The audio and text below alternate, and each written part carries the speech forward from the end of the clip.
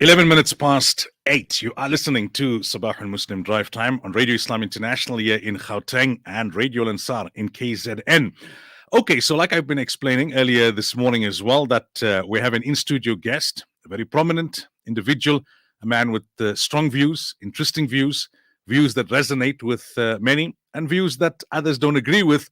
But that's why we have guests in studio, so we can have constructive engagement around views. So we better understand each other as South Africans. We need to deepen and broaden our understanding. So welcome to the studios of Radio Islam International and Nhlanhla Dlamini. It's a pleasure to have you here. Big pleasure. Big pleasure. Thank you for having me. And it's actually an honor to be here. No, I'm really appreciative that you've taken out the time to join us in person. Yeah. Look, I mean, many of our listeners and our viewers on the social media platform would have first come to know about you as a result of Operation Dudula a couple of months ago, the arrest. You've subsequently made it very clear where you stand, and you've created that distance because your views are strong with regards undocumented immigrants or foreign nationals, and Operation Dudula going beyond that. And we'll talk about that a little later. But let's talk about the Soweto Parliament. I get the sense, reading up about you and checking your interviews, that seems to be what you want to primarily focus on. Oh, yes. I mean, Soweto Parliament has been there long before Dudula. If you remember, when there was looting, Maponya Mall was the only mall in Soweto that was not looted, simply because the structures of Soweto Parliament, myself included, we went there to defend it, and we exchanged heavy fire with the people that are trying to loot.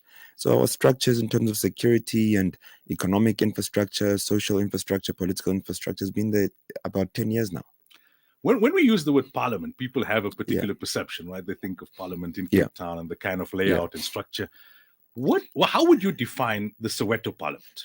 Well, it's simple. The Soweto Parliament is a non-partisan people's assembly, right? That literally represents or reflects the people's intelligence, collective intelligence in Soweto. And that's it in a nutshell. So people come together, taxi industry, the hostels, non-profit organizations, the police, everybody in Soweto, all the leaders of industry come together and literally deliberate on issues, and we pass resolutions on how we want things to move. And it's a collective decision, and we implement those resolutions, and it's that simple. So did it start off in a kind of informal way due to like a kind of collective will, and is it now reaching a point where it's becoming more formalized, more structured? Look, we always had structure because we didn't just start, but obviously what we when we were starting, what we're trying to achieve versus now, it's way, I mean, it's at a bigger scale now because people know about it, and certainly the whole country now knows about it, and we have a responsibility because other communities are starting their own parliaments. I mean, there's no reason why I shouldn't have a Lenasia parliament, so that the young people who are non-political, who do not want to be singing political struggle songs, because not everybody's like that. There's a young girl sitting, working at a call center, who also wants to participate in the leadership of her own community, but they don't have the platform, because when we were growing up, whenever there's a small touch of leadership that we can see in you, we throw you into politics. So we created a vehicle that has nothing to do with politics, that allows absolutely everyone, regardless of who you are and how you are, as long as you're in the community, here's a platform for you to participate in the leadership of and the progress of your community. So in practical terms, how does it work? If somebody wants to join, how many members do you have currently? Are they kind of sub-levels, committees? How does it work? Right. So to be in parliament, you don't apply to be in parliament. If you're a leader of industry already that exists in our community, you have a seat in parliament. So if you're a leader of the taxi association, you're the chairman, and all the chairs would then come in and have their seats. And if you are the head of a GBV NGO, you already have a seat. So parliament is somewhat nearly organic. We don't select, we don't choose. If you're leading a certain type of people and you've got a small constituency or a big one, you have a seat in parliament because you're then representing all those people. And right under parliament, we've got an executive structure that does the daily operations of parliament. And that's where I also fall in. And then below the executive structure, we've got a small cabinet of people who focus on 5 portfolios: defense, which is security; finance, which is person who takes care of the budgets and raises funds for various things we're trying to achieve; and we've got a portfolio of social accountability, economic accountability, and the last one being political accountability. Example: political accountability is a portfolio that guarantees service delivery. So gone are those days when there's 20 million that comes and says build sports facilities, and it ends up in Durban, July, people drinking champagne. Because we now have an accountability structure, we make sure that when there's funds allocated to do something, we are the accountability side that makes sure that the people do what they have to do. Where do you get your funding from? It doesn't need funding. We don't have funding. So I can take you through all the big things that we've done. Protecting Maponya Mall. I walking distance away from the mall. So when I went to the mall and made the call for the structures to come out, people walked to Maponya Mall to defend Maponya Mall. It cost us nothing, absolutely nothing. And perhaps maybe it cost me data to post a video on Facebook to say that everybody come here. Yeah. Yeah. What's on the top end of your to-do list for the Soweto Parliament currently? Currently, the next big thing that we're doing is the Soweto Olympics. Because the young people are idling in street corners. The tennis courts are being used as drug dens. So we're reviving sports through a concept of Olympics. It's a 3-day event. All the wards, or maybe better known for the international market, it's communities. So all the communities that make up Soweto, all of them then participate. 100 meters, 200 meters. The proper Olympics, as you know it, we've got different sporting codes, except we use the ones that exist in Soweto. We can't have ice skating because we don't have any ice rinks, the facilities. So all the sports that you find in Soweto, we put them together, including the soccer, the everything, and we have this Olympic weekend, which is coming on the 23rd, 4th, and 5th of this month. And the winners, yes, you get your gold medal, but there's no prize for the individual. We've got about R1 million that we give to the winning community, so that winning community can build a sports facility in their community. So we all participating and competing for this R1 million worth of sports community, and that comes from sponsorships. So we threw proposals in the air, and we've got a lot of guys that like what we're doing. Betway is one of them.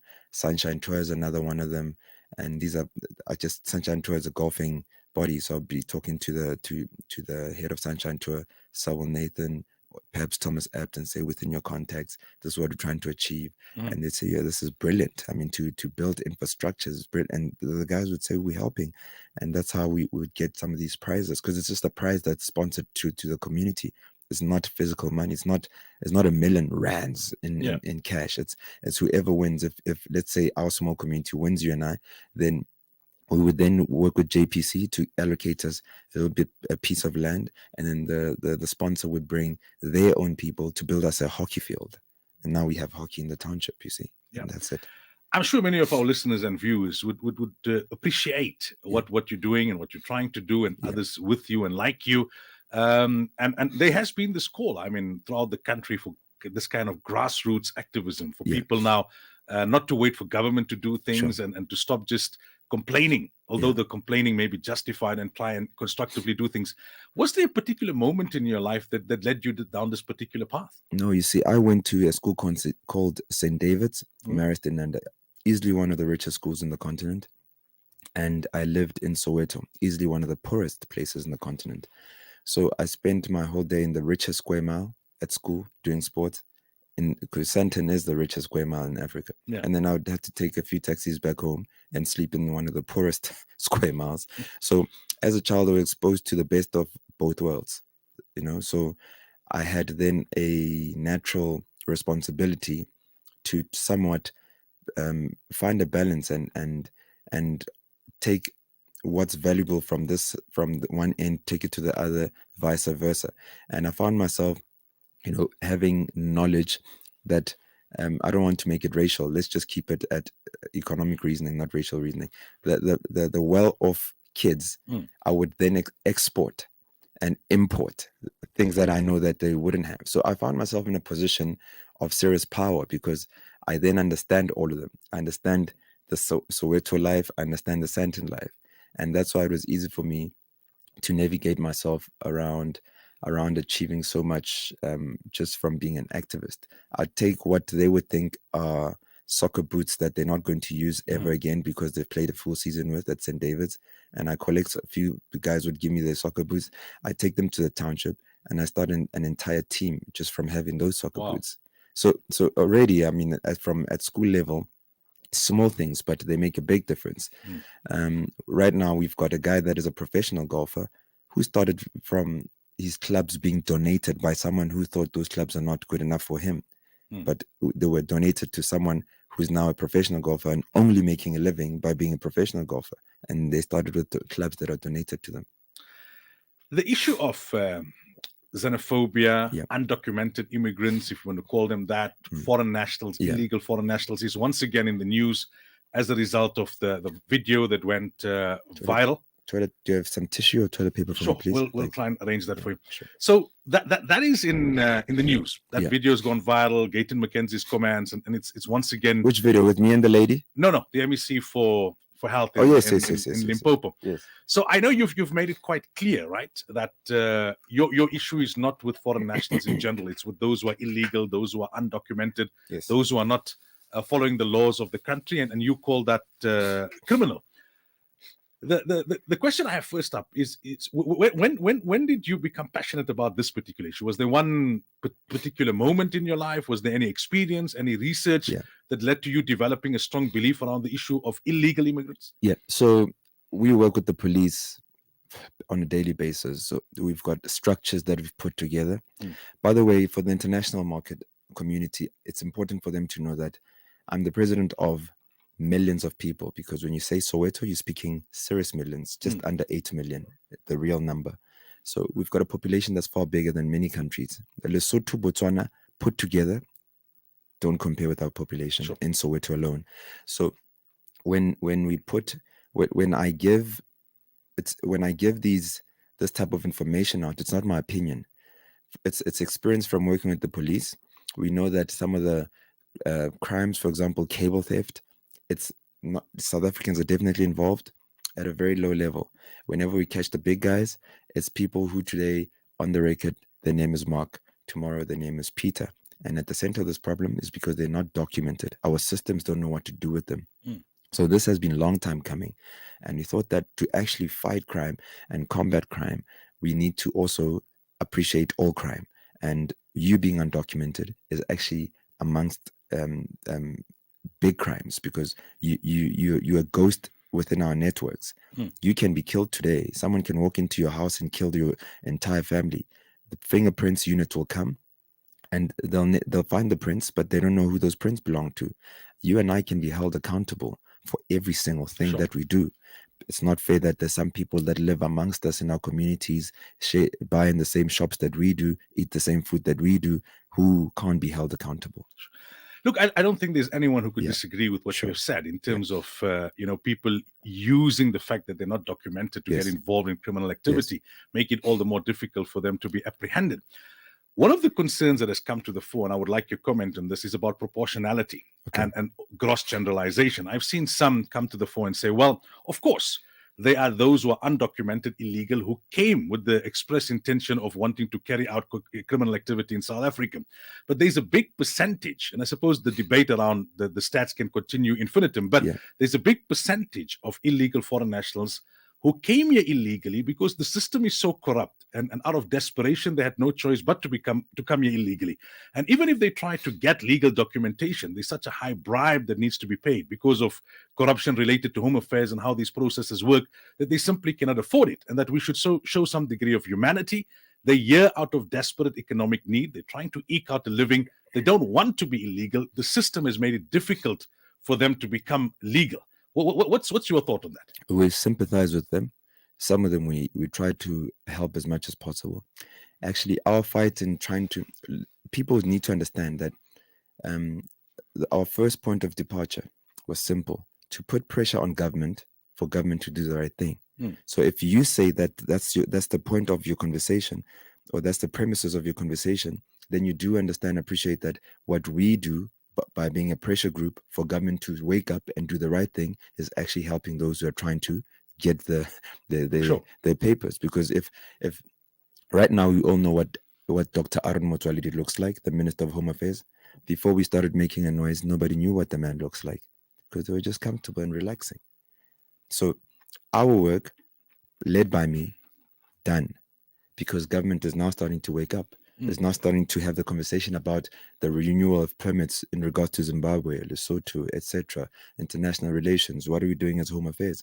Before that wasn't it. And let me tell you, incompetence in government is an excuse for corruption. Because the more the systems and the departments are incompetent or deemed incompetent, that means the foreigner or whoever needs to use the systems, even the South Africans, would then be normalized to paying bribes for things to be done. So we're saying we Sure. can't normalize that, and that's why we needed to fight for it. So if someone's mind is open enough, anyone with an open mind will appreciate that our fight is also for those that would generally think that we are disagreeing with them. Yeah. How do you manage that, though? So to avoid unintended consequences, there Yeah. are those who would argue that if you look at where Operation Tudula has reached now, Yeah. it's become a gross generalization. It's Yeah. become targeting of those who were not initially supposed to have been targeted. And the concern is that, and I read a quote the other day which I thought was interesting. They said that these illegal foreign nationals are black victims of a wider colonial and political system. And South Africa, if we continue with this trajectory, the kind of comments that we see from Gayton McKenzie and the MEC for Health in Limpopo, etc., we risk isolating South Africa from the rest of Africa. And the point that was being made by that author was that all lives matter.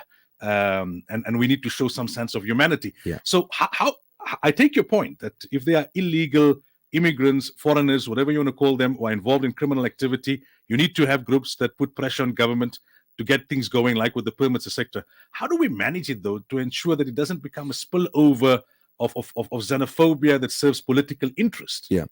So in my leadership, there's never been a single moment of violence.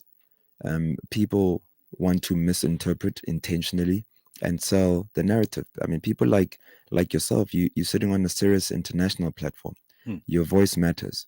You don't understand that even if you have a narrative to push and you know why you're doing it, millions of people will take the direction you're taking without even them interrogating you, because you've become their voice of reason. So as much as I need to be careful, everybody else needs to be careful. Would you agree that there is cross generalization when it comes to foreigners, be they documented or undocumented? In specific, right? I'm not an expert, but I was reading some of the studies that have been done. They say that the impact on jobs by foreign nationals is negligible, minimal at worst. At best, they may actually in some ways be constructively contributing to the economy. Some statisticians say that they make up maximum 8% of the economy. Others say that, yes, they may be involved in some criminal networks, but then they're also South Africans. If you look at dilapidated building, they may be the occupants, but who are the landlords, the so-called landlords that are running these things? So do you agree in principle that if you look at the political discourse and the kind of rhetoric that is there at the moment, that there's this disproportionate focus on foreign nationals for many of the shortcomings of government, and that there's too much of generalization going on? Yeah, so I need you to also be mindful of something that these studies and stats do not cater for. If you look at the people that are screaming about foreign nationals, some people say, why don't you scream about farmers? Yeah, who are literally running the economy at a certain scale. And people would then say, in Alexandra, you don't find farmers. In Soweto, you don't find farmers. And these are the people making the loudest noise. Why? Because in their communities, there's high rate of drugs. And every time they confront the drug dealers, the people that are bringing the drugs speak a language they don't speak. So over time, then it builds up to their perceptions are local. 100%. So no one's saying that a person that's screaming from the center of Soweto is speaking for the continent. It's not. They're speaking for their own well-being, as far as their hand can reach, as far as their eye can reach. You might say that that's short-sighted. It's rich for coming from anyone in the world that says that's short-sighted, because when these people are drowning in drug-infested communities, in unemployment, nobody has anything to comment or even to come and say, how do we help these people? When these people speak for themselves, I like using the girl that gets raped. When she speaks out and you say, but why are you wearing a miniskirt? You're finding a reason that is negative to say, don't speak. Instead of saying, well, your points are valid, how do we then all move forward together? How do we convene both the legal and undocumented foreigners to say, how do we have a conference and speak about this? These are your problems. Perhaps it's cross education that's needed. Tell these people better why you're here, how you're here, so that you can also understand the views of how you're affecting them by being here. It doesn't matter that I was raised as an example, or perhaps you were raised and your father raped you growing up, and that qualifies you to raping every other girl that you find that walks past you with a miniskirt. We can have reasons and excuses why people are here, undocumented. But it's important for people to know so that we can all move forward. If you say that the answer of undocumented people lies in a 300-page document that sits at Wits University, when will the person from Tembisa access that? So it's unfair for us to expect someone from Tembisa who's directly affected by some of these things to reason with your level of education because you had an opportunity to go to Wits. Yeah. We're almost out of time. Just two aspects I want your comment on, right? What's your position with regards illegal foreigners accessing basic healthcare? They're here. They're not supposed to be here. They're not documented, but they're here. The sentiment of the MEC in health. And again, you make a fair point that it may be more acute because they're closer to the border. Yes. It may not necessarily represent the general picture in the country as a whole. Her argument is you can't give that which you don't have. We've got limited resources. There's a legal argument. I've seen some of the legal eagles saying that the Constitution actually allows for basic healthcare service, even if you're illegal, and international law allows for it. The aspect of humanity comes into it again, that, okay, if somebody is here illegally, that's an issue to be dealt with. That's an issue to be dealt with. But if that person has a heart attack, do you say, no, sorry, our resources are not adequate? What's your personal position? I love your example. If someone has a heart attack, you can't have an appointment or a date with a heart attack that's with your heart collapsing. That person needs to be taken care of. But if it's a syndicate, my brother, if it's a syndicate that says that there's people that are organized when they get to when they are pregnant to reach 6 months, they get crossed over to South Africa to achieve two things: for their babies to be given birth to be delivered by South African facilities at the expense of South Africa, taxpayers' money. So forget the word government. You and I are paying for people's who are brought by syndicates to come here and deliver babies, and that alone also says that because the babies were born here, they one step closer to being South African. What do we do with that type of thing? We can't be silent around it because we're scared of how that may come out. I say, let's be honest about the issue. The MEC was honest about the issue. She's not Muhammad. She's not Allah. What she says is not the gospel truth. Sure. This is her giving us her experience, because you and I may not be doctors, but here you find someone who's a doctor, years of experience, saying her part. We should take that and learn from it and see what we can take from what she's saying to take the country forward. Not bash her because there's some law, Act 42, that says this. We can't live like that. Every time you move, I must base it on a law and an act that is man-made. Can never be. On that point, right? If syndicates are making money, that's problematic. But if those people coming in via the syndicates, using the same example, 6 months pregnant, if the situation in their own country, take Zimbabwe as an example, the health facilities are so poor that if the mother were to access those facilities, her life and her baby's life would at risk. Do we begrudge her as South Africans to come across the border and out of desperation and say, look, I want the best chance for my child? But let us not set an environment where that is normalized. How's about we have a conversation about an hour long next time on how we can make sure that Zimbabwe improves? Why are we scared of that president that's making millions of people run away? Why is no one talking about that situation? I told the young people of Zimbabwe that I'm not speaking from a place of hate. I'm speaking from a place of love, perhaps too much love for my own people and own country.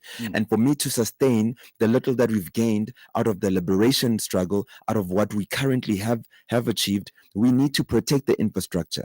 And we can't say, oh, sorry, it's a shame that your president is ill-treating you, come into our country and treat the root symptoms. That's it. So I said to the young people, we young South Africans can literally close off your Zimbabwe embassy and your consulate. so that they can understand that there is a united fight. But when you come here and do not fight, and you come because you're running, and then you are scared of fighting your president and your system, then you fight us for the little that we have, because they're fighting. They're fighting big time, verbally, social media, all types of warfare. That's not healthy. You can't just come here and fight me and you think I'll keep quiet and hug you because I'm human about it. The human rights must protect the South Africans as well. Sure. Just in closing, right? I take your point that every locality has its issues. Every border town and border province will have its issues. And every issue is multifaceted. You may have the innocent looking for something because they're desperate, and then you make those simultaneously making money. Broadly speaking, going forward, what should our vision for Africa be? I've heard conflicting views, and I would like yours on this. There are those who say, this is South Africa. We got to fix up our own doorstep first, then we worry about the others. I had the Zimbabwean former health minister on the program yesterday, and he was saying, look, hold on. When South Africa was struggling against apartheid, the rest of the continent helped out. You don't know, 30, 40 years from now, God forbid, South Africa may need other countries, and the tables could be turned. There are those who say, but these are colonial borders in the first place. Why are we so rigid about this? What kind of Africa should we work towards? An Africa for all? Or how long do we hold on to these, what some term as formalities? Sure. My brother, I've always said, when it comes to that continental view, we can't pretend as if before colonization, pre-colonization, there weren't borders. There were cultural borders, there were tribal borders. A Sotho person would know that if you're going as far as KZN, you're going to meet the Zulu people, and you can't just do as you please when you get there. You announce yourself. The leadership of those people know that you're in the area, so that there's no unnecessary war of people infiltration and killing each other. So whether you want to hide behind colonial definitions of borders, the fact remains Africa pre-colonization had borders. And some of the borders were the rivers, natural borders, from geographical borders. So we need to understand that there is no way that we can have a life that is seamless without any form of border and control. We need control. We've always had control. We even knew that if you go as far as going past that mountain, you're going to encounter lions. The lions would also know naturally that there's humans there. Snakes move around when there's too much activity on the ground. It's natural gravitation of creating a certain border, knowing that if I cross over, it's not within my natural habitat of things. Ecosystems are borders. Some animals will not be able to function and live within certain ecosystems because they're not within the jurisdiction of what makes sense to their lives and ecosystems. So it's an excuse for us to even just say these borders are colonial. What must we then do? Must we then just remove the borders and go back to the tribal borders? Because that will naturally happen. Nature doesn't allow for a vacuum. Something will fill that void that you're creating. So because we are now here, let's use our intelligence to see how we move forward, not backwards. We have these borders. How's about we have an Africa that respects one another, respects one another's views? Because you'll never see life the same way. It doesn't matter who you are. We've got Rastafarians, we've got Muslims, we've got Christians, and we just need to have a way of coexisting amongst each other. Imagine we start having religious wars. We know a place in this world where there's a religious war. So, but it doesn't make sense. We just have to learn how to coexist with each other. If you're coming down to the south of Africa, just understand how people live their lives, do things, and appreciate it. How many people have strong views on Muslim or Islam faith? How many? Too many. Does it mean that you must stop? Some say that, why do you cover the women? I fight for it. I say it has worked for years. Prophet Muhammad knew exactly why he was doing what he was doing, because it came straight from the top, meaning from Allah. And who are you to question that? And the people that are not practicing the faith would then say, but this is against human rights. What human rights are you talking about? Do you see? I'm happy that I'm bringing it home to you and everyone else that's listening, because this is a station where they could understand that example and say that there are some things that have lived throughout the test of time and that will continue to live throughout so the to test conclude, of time. you saying that we need to avoid the kind of rhetoric that we're seeing here, aggressive confrontational behavior, and start constructively engage so we understand each other better. And that's how we will then deal with xenophobia on the one hand, illegal immigrants on the other hand, and move forward not only as a country but as a continent. Certainly. Thank you so much for your time. 100%. I appreciate you so much. Hopefully we'll have more time to flesh out the issues. And my last point is that I'm appealing to all the young people listening to the station. Politics might push you in the shadows for you not to have an expression, but we're saying the time for political differences and the political environment that was set for our parents, that is over. We need to come unite regardless of our religion, our faith, and our background. Whether you're Indian, you're black, you're colored, you Afrikaans in the farming Free State, our responsibility is unity. If we can achieve unity, we don't have to be praying to the same systems. We don't have to be eating the same food. But for the sake of our country and the future of our own children that are coming, we need to have a platform where we unite, have conferences as young people, learn each other's differences, but most importantly, learn to live with each other's differences for the sake of moving forward. Dlamini, thank you for your time. Really appreciate you coming out and taking out the time. Appreciate you. Thank you. Right, 19 to 9, time for a commercial break. حسبي ربي جل الله ما في قلبي غير الله نور محمد صلى الله